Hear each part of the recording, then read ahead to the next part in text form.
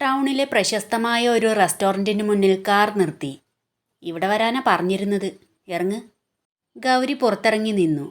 ദേവൻ car park ചെയ്ത് വന്ന് റെസ്റ്റോറൻറ്റിനുള്ളിലേക്ക് കയറി. റെസ്റ്റോറൻറ്റിലെ തിരക്കുകൾക്കിടയിൽ നിന്ന് മാറി ഫാമിലി റൂമിൽ ചെന്ന് ഒരു ടേബിളിന് ഇരുപുറവുമായി അവർ ഇരുന്നു. വെയിറ്റർ വന്നപ്പോൾ ഐസ്ക്രീം ഓർഡർ ചെയ്തു. നിന്റെ കെട്ടിയോന് തീരെ പങ്ക്ച്വാലിറ്റി ഇല്ലാട്ടോ. ഈ സമയമാകുമ്പോഴേക്ക് എത്തണമെന്ന് പറഞ്ഞതാ. ആൾ ഇതുവരെ എത്തിയിട്ടില്ല. മനുവേട്ടൻ ക്ലാസ് കഴിഞ്ഞ് വീട്ടിൽ ചെന്ന് ഫ്രഷ് ആയിട്ടല്ലേ വരൂ. ഇപ്പോൾ ക്ലാസ് കഴിഞ്ഞ് കുറച്ച് സമയം ആയതല്ലേ ഉള്ളൂ. അവൻ ഇന്ന് ക്ലാസ്സിൽ പോയിട്ടില്ല, ലീവാ. ഫാമിലി റൂം സെപ്പറേഷൻ ചെയ്തിരിക്കുന്ന ഗ്ലാസ്സിലൂടെ മനു വരുന്നത് കണ്ട് ദേവൻ ഗൗരിയോട് പറഞ്ഞു. നീ ഇവിടെ ഇരിക്ക്, ഞാനിപ്പോൾ വരാം. എവിടെ പോവുക? വാഷ്റൂം വരെ. അവൻ അവിടുന്ന് പോയി. മനു റെസ്റ്റോറൻറ്റിലെത്തി അവരെവിടെ ഇരിക്കുന്നതെന്നറിയാൻ ദേവനെ വിളിച്ചു. ദേവൻ ഗൗരി ഇരിക്കുന്ന സ്ഥലം പറഞ്ഞു കൊടുത്തു. മനു അവിടെ എത്തുമ്പോൾ ഗൗരി മാത്രം ഇരിക്കുന്നത് കണ്ട് സന്തോഷത്തോടെ അവിടേക്ക് ചെന്നു. അവൾ അവനെ കണ്ട് എഴുന്നേറ്റ് നിന്നു. ഇരിക്ക് എന്ന് ഗൗരിയോട് പറഞ്ഞ് ദേവൻ ഇരുന്ന സീറ്റിൽ മനു ഇരുന്നു. ഗൗരി, നിനക്ക് സുഖാണോ? അവൾ പുഞ്ചിരിച്ചുകൊണ്ട് പറഞ്ഞു. സോറി, സിന്ദൂരവും താലിയും കണ്ടപ്പോൾ നിന്നെ ഞാൻ തെറ്റിദ്ധരിച്ചു പോയി.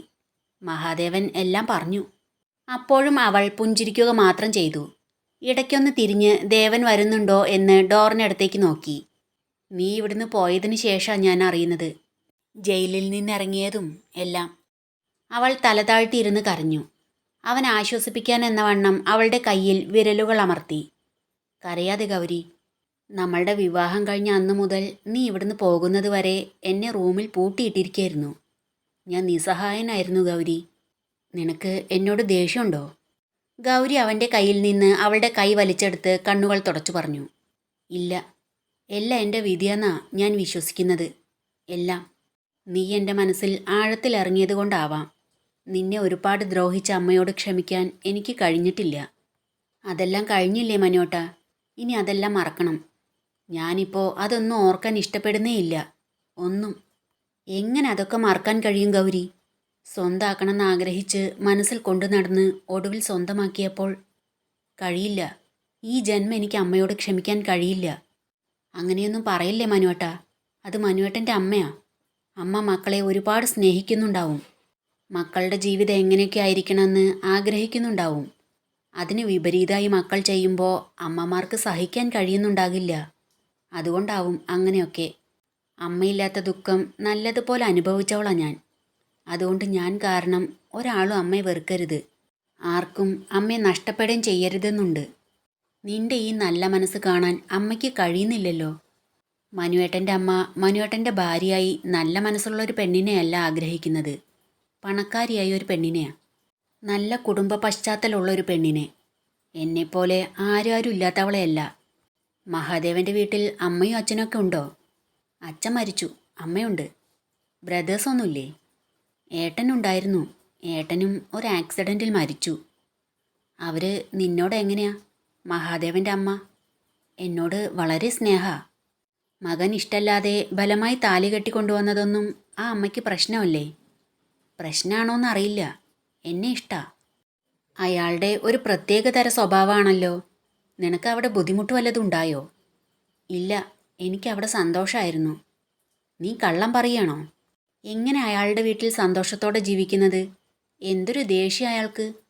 ആ അഡ്വക്കേറ്റ് ഉണ്ണികൃഷ്ണനെയും വിപിനെയും റഫീഖിനെയൊക്കെ എന്തൊരടി അടിച്ചത്.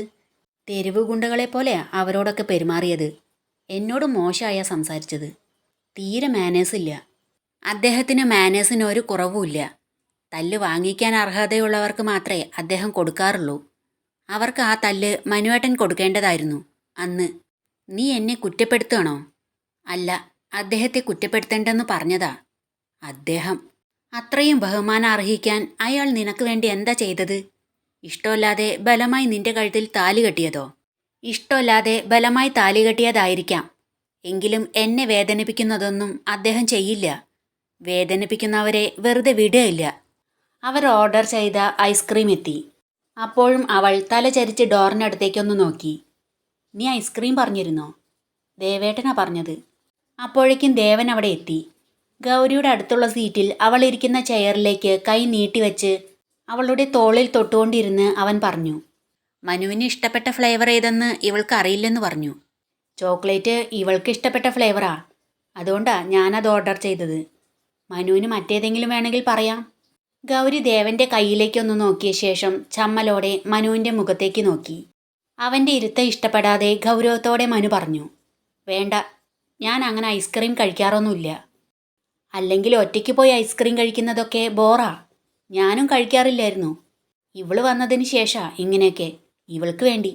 ഗൗരി കഴിക്കാതെ നോക്കിയിരിക്കുന്നത് കണ്ട് ദേവൻ പറഞ്ഞു, കഴിക്കി.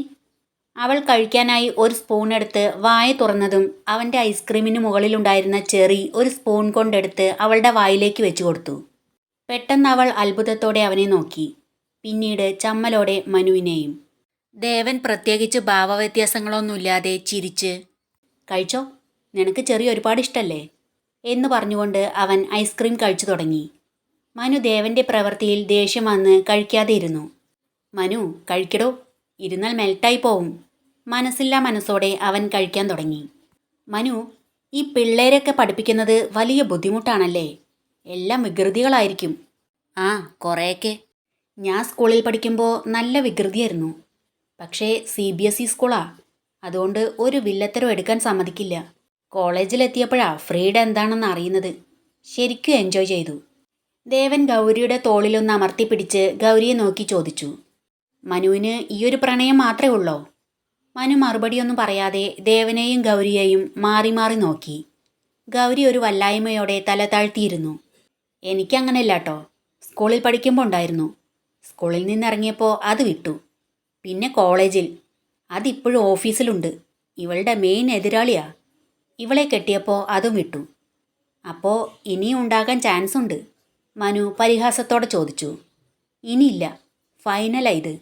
ഇവളെ പ്രണയിക്കാൻ തുടങ്ങിയപ്പോഴാ മറ്റൊന്നും പ്രണയമായിരുന്നില്ലെന്ന് ഞാൻ തിരിച്ചറിഞ്ഞത്. Just A liking. കാരണം അതൊക്കെ അവസാനിപ്പിക്കുമ്പോഴും എനിക്ക് വേദന തോന്നിയിരുന്നില്ല എന്ന് പറഞ്ഞ് ഗൗരിയുടെ തോളിൽ നിന്ന് കൈയെടുത്ത് ഐസ്ക്രീം ഗ്ലാസ് അവൻ അരികിലേക്ക് നീക്കിവെച്ച് മറ്റാരെയും ശ്രദ്ധിക്കാതെ വേഗം വേഗം ഐസ്ക്രീം കഴിക്കാൻ തുടങ്ങി. ഗൗരി അവനെ വേദനയോടെ നോക്കി. കണ്ണുകൾ നിറഞ്ഞപ്പോൾ വേഗം തല താഴ്ത്തിയിരുന്നു. അവൾ കരയുകയാണെന്ന് മനു ശ്രദ്ധിച്ചു.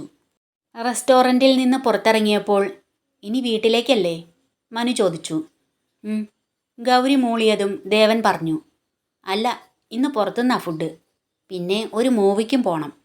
ബിസിനസ്സിൻ്റെ തിരക്ക് കാരണം ഇവളെ കൊണ്ട് ഇതുവരെ മൂവിക്കൊന്നും പോയിട്ടില്ല.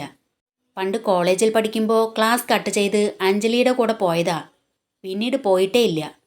മനു ദേഷ്യത്തോടെ നിൽക്കുമ്പോൾ, മനു വരുന്നോ?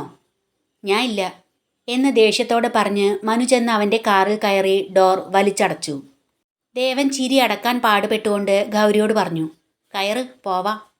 കാറിൽ കയറി ഗൗരി കലിപ്പോടെ ചോദിച്ചു, നിങ്ങൾ മനഃപൂർവ്വമല്ലേ മനുവേട്ടൻ്റെ മുന്നിൽ നിന്ന് ഇതെല്ലാം പറഞ്ഞത്? എന്ത്? മൂവിക്ക് പോകുകയെന്നൊക്കെ? മനഃപൂർവ്വം പറയേ. നമ്മളിപ്പോൾ മൂവിക്കാണ് പോകുന്നത്. അത് പറഞ്ഞതിനെന്താ? മനുവേട്ടന് വിഷമായത് കണ്ടില്ലേ? മനുവേട്ടന് വിഷമാവാൻ വേണ്ടി മനഃപൂർവ്വമല്ലേ നിങ്ങൾ എന്നെ കൊണ്ട് മനുവേട്ടൻ്റെ മുന്നിലേക്ക് വന്നത്? മനു നിന്നെ കാണണമെന്ന് പറഞ്ഞു, അതുകൊണ്ട് വന്നു. അല്ലാതെ അവന് വിഷമാവാൻ വേണ്ടി ഞാനൊന്നും ചെയ്തിട്ടില്ല. ഒന്നും ചെയ്തില്ലേ? തോളിൽ കൈയിടുന്നു, ഐസ്ക്രീം വായിൽ തരുന്നു. ഐസ്ക്രീം അല്ലല്ലോ, ചെറിയല്ലേ? ചെറിയെങ്കിൽ ചെറി. എന്തിനാ തന്നത്? അതും പോരാതെ മൂവിക്ക് പോവുകയെന്നും. ഞാൻ നിന്റെ തോളിലൊന്ന് കൈവച്ചാലോ ഐസ്ക്രീം തന്നാലോ മൂവിക്ക് കൊണ്ടുപോയാലോ അത് വലിയ തെറ്റ്. ആരും കാണാതെ റൂമിൽ കയറി നിനക്ക് എന്നെ കെട്ടിപ്പിടിക്കാം അല്ലേ? വേണ്ട, എവിടെയും പോകുന്നില്ല. വീട്ടിലേക്ക് തന്നെ പോവാം. നിന്നെ ആ മനുവിന് കെട്ടിച്ചു കൊടുത്ത് നാട്ടിൽ ചെന്ന് സ്വസ്ഥായി അഞ്ജലിയെ കൊണ്ട് ഞാൻ മൂവിക്ക് പോയിക്കോളാം.